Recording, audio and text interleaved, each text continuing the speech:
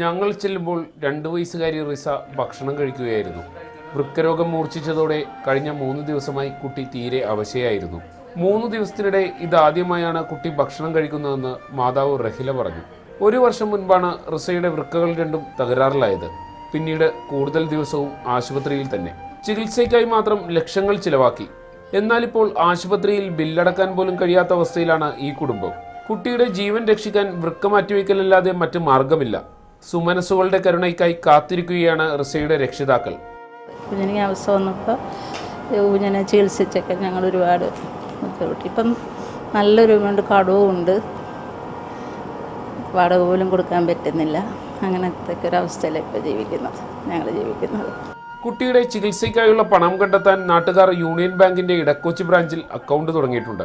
Account number 408901001978.